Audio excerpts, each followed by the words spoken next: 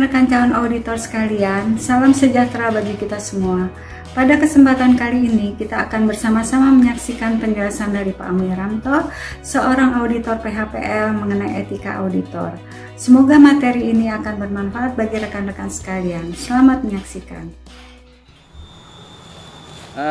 Baik, selamat datang ke kawan-kawan calon auditor. Saya akan mencoba menjelaskan SKKNI ya, ini terkait dengan untuk kompetensi nanti. Jadi secara umum di SKKNI itu ada kompetensi umum, kompetensi inti, dan kompetensi khusus. Jadi saya akan mulai untuk yang kompetensi umum, apa saja di situ yang harus kawan-kawan auditor ketahui. Pertama adalah terkait dengan penerapan panduan K3. Jadi panduan K3 ini kita harus merencanakan sejak sebelum berangkat, sebelum audit. Jadi kita harus mengenali bagaimana kondisi diri kita, kesehatan kita. Ini karena terkait dengan K3 kita harus identifikasi dari awal. Jadi kayak saya misalnya, karena saya itu tiap hari mengkonsumsi obat tertentu, jadi kita harus membawa obat-obat yang sifatnya pribadi. Itu di awal kita harus siapkan. Kemudian untuk kegiatan di lapangan nanti, itu juga kita harus perhatikan kelengkapan APD. Jadi kalau di dalam konteks audit PHPL, itu dimanapun, mau PHPL, mau audit VLK, mau industri, itu K3 menjadi sesuatu yang diharuskan.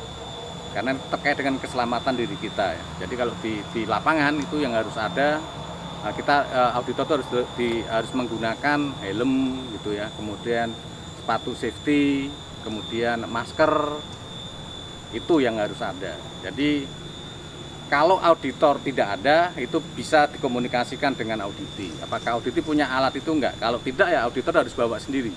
Tapi kalau ada, auditor bisa meminta ke audit untuk menyiapkan kelengkapan itu. Kemudian terkait dengan setelah APD ada, ketika di lapangan kita juga harus tetap waspada dengan kondisi lingkungan. Jangan sampai kita sudah menggunakan APD, sudah menggunakan helm ketika ke lapangan, ketika sudah menggunakan safety, kemudian kita abai terhadap kondisi sekeliling kita. Kita tetap harus waspada. Misalnya ketika di lapangan kita di petak tebangan, atau ketika melihat petak inventarisasi gitu ya, kita harus waspada bagaimana kondisi lingkungan di sekitar kita yang bisa membahayakan ke diri kita. Misalnya ranting yang sudah lapuk, itu kan ada potensi bahaya di situ. Jadi kita harus tetap waspada. Kemudian pada saat kita pertama kali opening misalnya, kita juga akan minta ke auditi itu untuk menjelaskan mengenai standar K3 yang ada di lingkungan kerja itu. Jadi bagaimana standar K3? Kita minta juga penjelasan jalur evakuasinya di mana, kita harus tahu bagaimana titik kumpulnya, karena ketika ada bahaya kita sudah tahu ke arah mana kita harus menuju. Termasuk daerah-daerah yang dilarang untuk dikunjungi, kita harus tahu.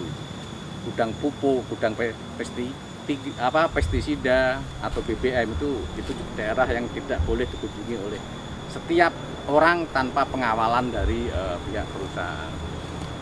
Itu terkait dengan K3. Kemudian yang berikutnya adalah terkait dengan melakukan komunikasi. Ya, ini komunikasi juga sama, kita harus melakukan komunikasi sejak awal dengan auditi, dengan perusahaan yang akan kita audit. Jadi kapan kita akan melakukan audit, kemudian ketika proses audit kita juga harus melakukan menggunakan bahasa yang dikenali oleh kedua belah pihak. Jadi jangan sampai satu menggunakan bahasa Indonesia, satu menggunakan bahasa lokal, itu kan juga jadi nggak match. Jadi harus disepakati pada saat opening meeting itu menggunakan bahasa pengantar, bahasa Indonesia lah, yang memang semua audien itu tahu. Kemudian ketika kita proses verifikasi itu juga komunikasi dengan auditi harus dilakukan dengan sopan. Tidak boleh ada emosi, karena memang situasinya nanti bisa beragam ketika proses verifikasi.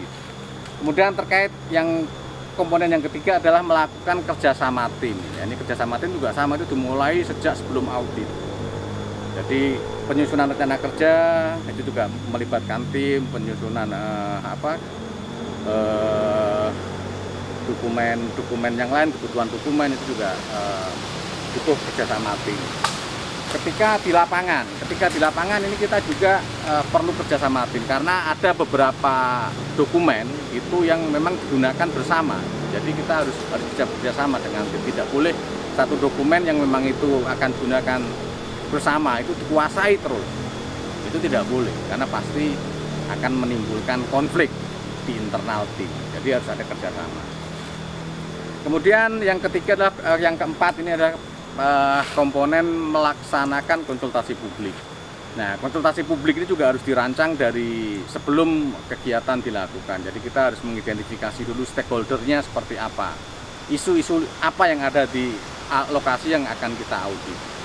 Intinya adalah konsultasi publik adalah kita menghimpun informasi sebelum audit dilaksanakan.